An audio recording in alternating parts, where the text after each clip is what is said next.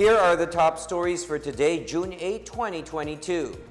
Filipinos are urged to join efforts to help secure food supply, which has been affected by global developments and rising consumer prices. Flying to the land of smiles, the country's next leader, Ferdinand Bongbong Marcos Jr., is set to attend the APEC summit in Thailand scheduled for November. Malacanang says the fate of the excise taxes imposed on fuel is now up to the next administration as rising oil prices continue to put pressure on the spending power of consumers. And COVID-19 vaccination to stay, the health department says this is possible as it plans to include it in key health programs of the government.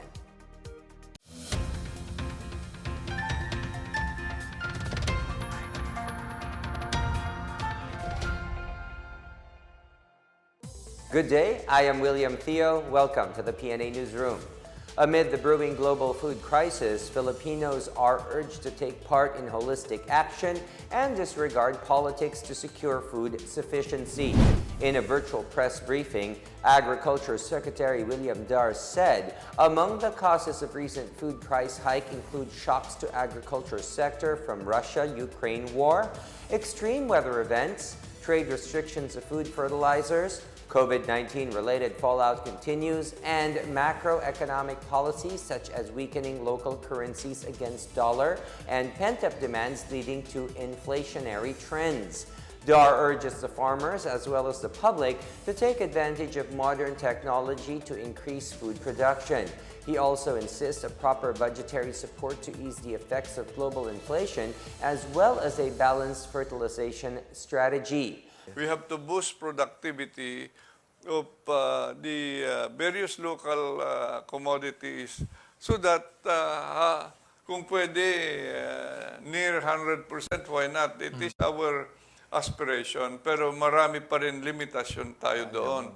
So again, using the best of technologies and innovations, we now have to really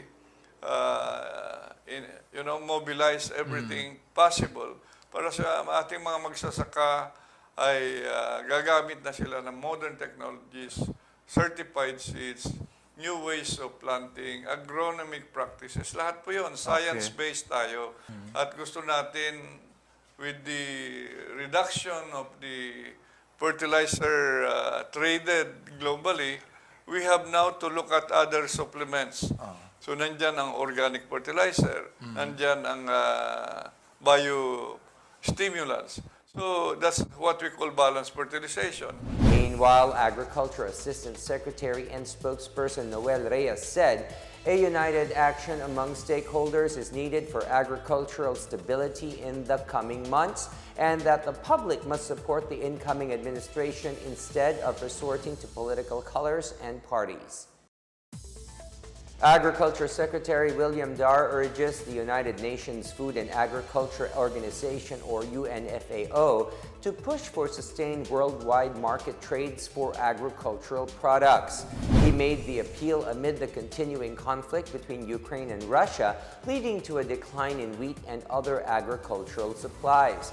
Dar said they have monitored several countries pausing their exports of food and production inputs, adding up to tighter limitations. These include Argentina, Algeria, Egypt, India, Indonesia, Iran, Kosovo, Kazakhstan, Turkey, Ukraine, Russia, and Turkey, among others. The government is sparing no effort in the fight against hunger in the country. The assurance came after the social weather stations reported a higher hunger incidence in the country in the first quarter of 2022. In its April 19 to 27 survey, SWS reveals that around 12.2% or an estimated 3.1 million Filipino families experience involuntary hunger due to lack of food. The number of Filipino households who experienced hunger in the past 3 months of 2022 was 0.4% higher than the 11.3% or an estimated 3 million families in December 2021. The highest hunger incidence was registered in Metro Manila, followed by Mindanao and Balance Luzon. The lowest hunger rate was recorded in the Visayas. Acting Presidential Spokesperson and Communications Secretary Martin Andanar said the government is exhausting all efforts to address the hunger problem in the country. Patuloy nating tinutugunan ang issue ng kagutuman. Kung inyong matatandaan po, mga kababayan, nilikha ni Pangulong Duterte ang Interagency Task Force on Zero Hunger sa pamagitan ng Executive Order number 101 noong January 2020. Kasama sa ating initiatives ang gulayan sa barangay at sa pamayanan programs at iba pang livelihood projects para mabawasan ang kagutuman. Kaya naman, bagaman may pagtaas sa bilang ng mga pamilyang Pilipino na nakakaranas ng gutom, mas mababa pa rin ng 12.2% ngayong Abril sa 16% nung huling bahagi ng 2020. Meanwhile, the government has increased the total budget for targeted subsidies to 6.1 billion pesos. This aims to cushion the impact of higher fuel prices on the most vulnerable sector in the country. As of June 1, over 180,000 PUV drivers and operators have received their 6,500 peso fuel subsidy under the Pantawid Pasada program. More than 158,000 farmers and fisher folk are also set to receive 3,000 pesos as fuel discounts. To facilitate the entry of more goods at lower prices, President Rodrigo Duterte issued Executive Order number 171 to modify tariff rates for pork, corn, rice, and coal. EO 171 also temporarily eliminates a 7% import tariff rate on coal as it is an important raw material in the generation of electricity. Socio-Economic Planning Secretary Carl Kendrick Chua said these temporary measures are expected to increase food supply and ease higher electricity costs in the short term. Albay Representative Joey Salceda is pushing for the immediate release of still undistributed subsidies, particularly the proposed 500 pesos monthly subsidy to poor Filipino families. As the country's headline inflation quickened to 5.4% in May from 4.9% in April, Salceda said he would follow up with relevant government agencies on the release of the said cash aid. President Rodrigo Duterte earlier promised to provide the assistance instead of suspending fuel excise taxes. Salceda expressed his concern, saying the poor are getting hit harder than everyone else in this headline inflation rate, noting its impact in nutrition.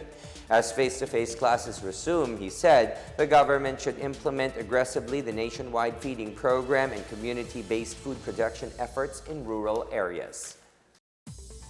A lawmaker and agriculture official believe that the promised 20 pesos per kilo of rice can be achieved but on certain conditions. According to Magsasaka Party List Representative Argel Calbatbat, President-elect Ferdinand Bongbong Marcos Jr.'s campaign promise is possible if appropriate and timely measures are immediately put in place. He said a budget of at least 400 billion pesos must be infused into the agricultural sector, and the high cost of production, marketing, and labor-intensive farm practices must be eliminated. Kabatbat said policymakers should have faith in Filipino farmers by giving them all the support they need to revitalize the rice planting activities. He also called for a review of the rice tariffication law and stressed the need for food sovereignty. For his part, Agrarian Reform Secretary Bernie Cruz said the 20 pesos per kilo of rice is achievable through the Mega Farms project. Cruz said the concept of the mega farms is to consolidate small farm lots into mega farms for rice production. He proposed an initial 150,000 hectares of rice land under the coverage of the Comprehensive Agrarian Reform Program, or CARP, and its adjacent small farm lots. Cruz is also inviting various farmers groups to discuss with them their project that may also bring down rice prices to around 20 pesos per kilo. Golden rice, it's on its way to commercialization as the government is working double time to increase its production in the country. Golden rice is the first genetically modified rice variety developed to address a specific nutrition issue such as vitamin A deficiency. It was formulated through genetic engineering and plant breeding. The said variety of rice contains beta-carotene, which comes from genes of corn and common soil microorganisms added to rice grains. According to the Department of Agriculture Philippine Rice Research Institute in Bicol, Catanduanes is one of the 7 provinces in the country selected as priority areas for the Golden Rice Program. Selected farmers from towns of Viga and Virac are set to plant golden rice this wet season. The other pilot provinces for the Golden Rice Program are Quirino, Antique, Western Samar, Agusan del Sur, Lanao del Norte, and Maguindanao. Still ahead, President-elect Ferdinand Bongbong Marcos Jr. is off to Thailand in November to attend the Asia-Pacific Economic Cooperation Summit. And the Energy Department is pushing for a review of the oil deregulation law. We'll be back after a quick break. Keep it here on the PNA Newsroom.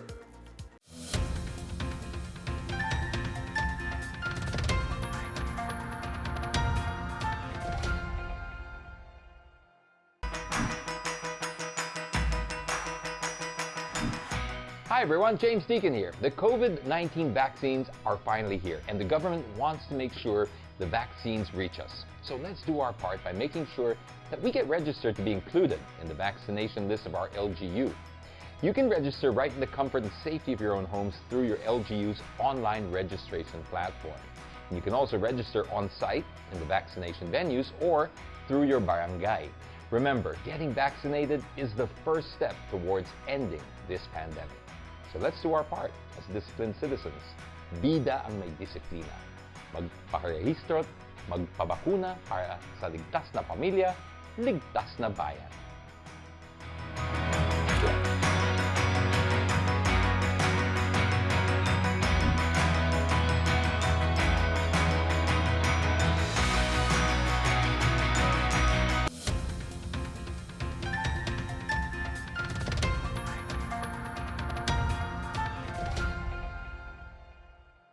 President-elect Ferdinand Bongbong Marcos Jr. will be attending the planned face-to-face Asia-Pacific Economic Cooperation or APEC Summit in Thailand.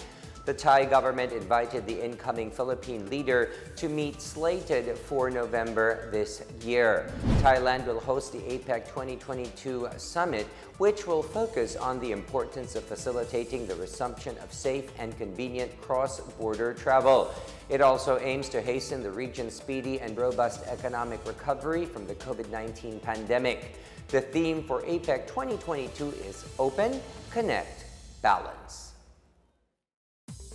Senate President Vicente Sotto highlights the need to reform drug users through his proposed drug abuse prevention and correct rehabilitation program.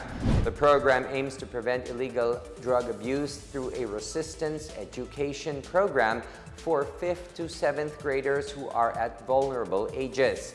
He said there will be constant seminars, programs, and conferences involving parents, teachers, media, the church, sports, personalities, and the general public. He also said that each drug dependent must have a correct drug rehabilitation program, which includes therapeutic, faith-based, and multidisciplinary activities patterned after the US-based 12-step program, Minnesota Addiction Recovery. Sotto said he can help President-elect Ferdinand Marcos Jr. in a consultative capacity, noting the President-elect's campaign to go after big-time drug dealers and expand the drug rehabilitation facilities in the provinces. The Philippine Drug Enforcement Agency has hailed its Barangay Drug Clearing Program, or BDCP, for its huge impact on the anti-drug campaign in Western Visayas. PDEA Information Officer Shay Tanalion said that they have rallied the full support of the community for the anti-drug campaign through the Anti-Drug Abuse Councils. Drug personalities were also successfully reformed through community-based rehabilitation and the Balay Silangan Reformation Program. Panaleon said they were able to come up with tangible results with the implementation of the BDCP, which was strengthened under the Duterte administration. She said as of May 2022, 87.9% or over 3,500 barangays have been cleared out of illegal drugs in Western Visayas, with Aklan being 100% cleared. Meanwhile, PDEA vows to continue to intensify its interdiction and anti-drug operations as it transitions to another administration. The Department of Energy, or DOE, will ask the 19th Congress to prioritize the review of the oil deregulation law to ease petroleum prices. Energy Undersecretary Gerardo Erguisa Jr. said the agency wants to regain its authority to intervene when there is a dramatic increase in oil prices for a longer period. He said DOE has been battling for the unbundling of oil prices to promote transparency in oil price adjustments. The agency has also requested oil firms to provide discounts to consumers. On the other hand, Erguisa said, under the current circumstances, a 100 pesos per liter price for petroleum products is unlikely. Malacanang will leave it up to the administration of President-elect Bongbong Marcos to decide on calls to suspend the excise tax on oil products amid the soaring cost of fuel. Acting Presidential Spokesperson and Communications Secretary Martin Andanar said President Rodrigo Duterte has not changed his mind about rejecting proposals to suspend the excise tax on fuel products. Last March, Duterte instead ordered to provide direct aid to the most vulnerable sectors. The government allocated about 33 billion pesos for unconditional cash transfers to poor families. Andanar said the excise tax must be retained because the revenues from these have been allotted to fund salaries of school teachers, build infrastructure program, and other expenses. Suspending excise taxes would force the government to borrow money and result in revenue losses of up to 105.9 billion pesos. The incoming administration is also against suspending excise taxes on fuel products anytime soon. Government troops and local officials joined together to rehabilitate a road that would benefit a hinterland barangay in Iligan City. More on this from Lou Antonio. Residents of Kalilangan village in Iligan City can now easily transport their agricultural products with the newly rehabilitated 3.5-kilometer farm-to-market road. The 55th Engineer Brigade of the Philippine Army, together with the city government and the Department of the Interior and Local Government, inaugurated the said road which covers the stretch of Barangay Kalilangan to Sitio Old Rogongon. Kami sa barangay, dako kayo mong pasalamat, no? Sa tabang sa Ginoo sa amwa, sa tabang ni Allah, pinagi sa ato ang mga naglaylay nga ahensya sa syudad sa Iligan. Dako ang tabang na nakita nato sa mga barangay. The rehabilitation was implemented by the 554th Engineer Battalion with funds from the city government as part of the Convergence Areas for Peace and Development program in the operationalization of the Executive Order No. 70 by the Iligan City Task Force to End Local Communist Armed Conflict. Ang part ng Army Engineer is only rehabilitation, so does not include the concreting of road. Para lang madaanan, maayos ng konti, malagyan ng mga cross drainages, enough for the populace tsaka sa mga communities to bring their products pababa, and our local government agencies and LGU to bring basic services dito sa disadvantaged communities. With the completed project, government agencies and private organizations can easily bring their services and programs to the hinterland barangay. Moreover, Engineer Venerable Borjos of the City Planning and Development Office hoped that the residents would give importance to the projects implemented by the government. He also called for the unity and cooperation of the residents for the development of their community, which can be a tourist destination. For the PNA Newsroom, Lou Antonio of PIA Iligan City and Lanao del Norte.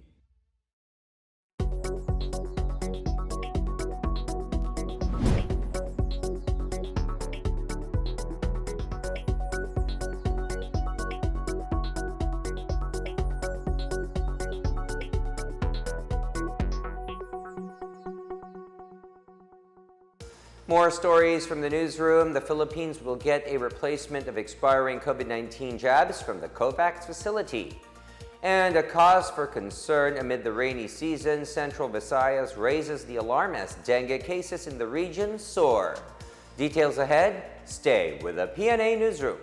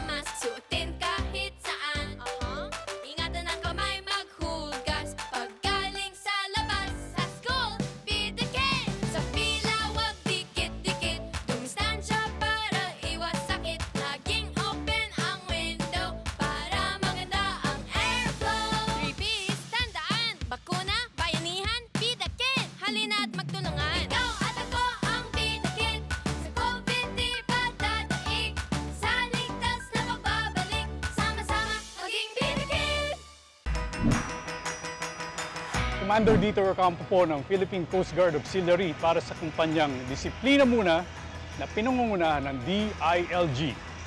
Bakit natin kailangan magpabakuna laban sa COVID-19?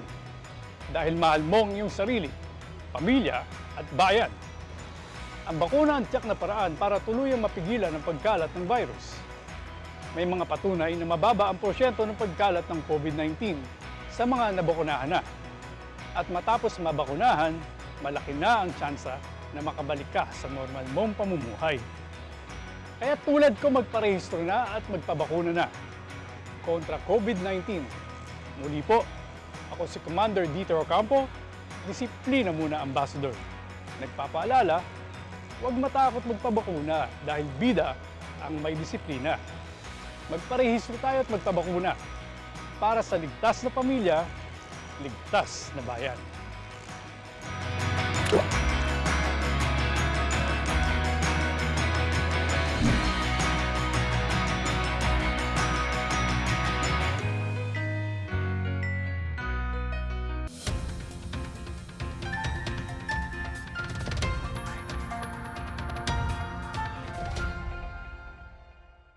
The Department of Health, or DOH, plans to add the COVID-19 vaccination program into its list of regular public health programs.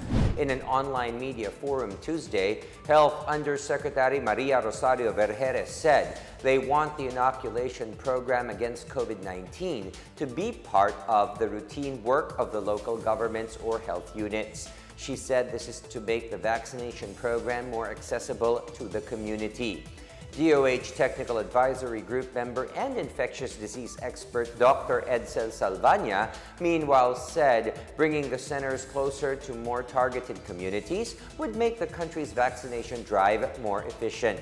More people could also be inoculated through private clinics and doctors once vaccine manufacturers pursue their certificates of product registration. Salvania said this would decrease the burden on the government. The Philippines is expected to receive its initial replacement of near-expiry COVID-19 vaccines from the COVAX facility on June 20. The COVAX facility assured it would replace the expiring vaccines it donated and those procured by the government and the private sector. Earlier, the Department of Health submitted a demand forecast of 34 million doses of the COVID-19 vaccine. DOH Undersecretary Maria Rosario Vergeres said they are expecting an initial replacement worth 300,000 vaccine doses. To date, the country has received 73.9 million doses from COVAX. As of May 26, about 150 million doses of the COVID-19 vaccine have been administered nationwide. The Department of Health in Central Visayas has expressed concern over the rise in dengue cases in the region amid the rainy season. DOH-7 Regional Director Dr. Jaime Bernadas noted a pattern that a dengue outbreak occurred once every 3 years, citing records of outbreaks in 2016 and 2019. The Central Visayas region recorded over 4,600 dengue cases with 38 deaths from January 1 to May 28, 2022. The number is 421% higher than the same period of last year. Bernadas urged local officials to perk up their prevention, surveillance, and reporting of dengue cases to prevent a possible outbreak, leading to hospitals becoming overwhelmed by patients. The regional chief said school administrators should also double their efforts in making campuses dengue-free now the Department of Education is readying for the limited face-to-face classes. In other news, a center for exorcism will soon rise in the country. Under the Archdiocese of Manila, the Catholic Bishops' Conference of the Philippines, or CBCP, reported that the building will be known as the St. Michael Center for Spiritual Liberation and Exorcism in Guadalupe Viejo, Makati City.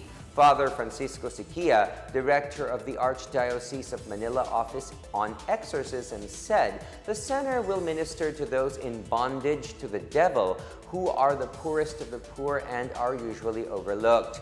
The facility will house the Archdiocese's Commission on Extraordinary Phenomena, the Ministry of Exorcism Office, and the Ministry on Visions and Phenomena Office. It will serve as the headquarters of the Philippine Association of Catholic Exorcists, which is under the CBCP and also affiliated with the International Association of Exorcists based in Italy. The St. Michael's Center Chapel will be dedicated to Our Lady of the Angels.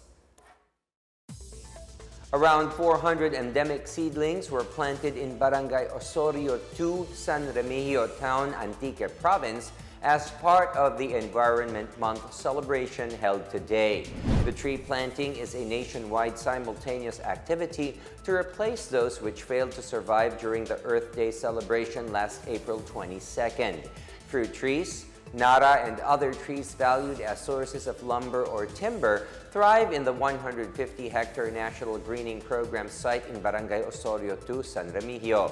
Also on their list of activities for the month-long celebration are Coral Triangle Initiative Day, with a coastal cleanup activity at Barangay Funda Dalipe on June 9, and Family Day and the launching of the Department of Trade and Industry exhibit of various local products on June 20.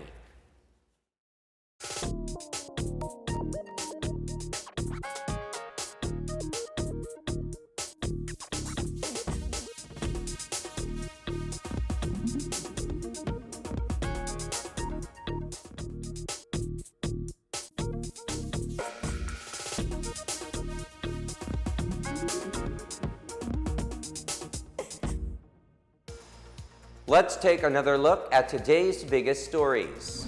Filipinos are urged to join efforts to help secure food supply, which has been affected by global developments and rising consumer prices. Flying to the land of smiles, the country's next leader, Ferdinand Bongbong Marcos Jr., is set to attend the APEC summit in Thailand scheduled for November. Malacanang says the fate of the excise taxes imposed on fuel is now up to the next administration as rising oil prices continue to put pressure on the spending power of consumers.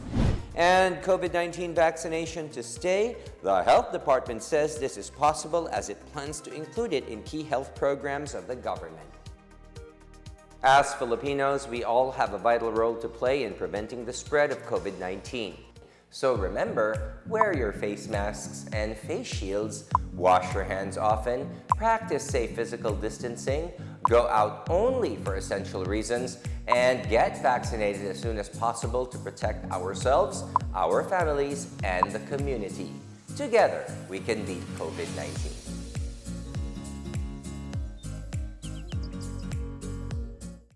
Thank you for watching another episode of the PNA Newsroom. For more news content, check our webpage or log on to the Philippine News Agency's Facebook and Twitter accounts. For more stories about the government and how it serves Filipinos, look for these hashtags in all of our social media platforms and websites.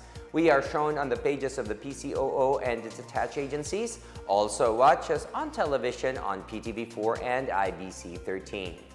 And that's your daily dose of the biggest stories that you need to know. From the PNA Newsroom, we tell stories that inspire change. I am William Theo. Good day, everyone.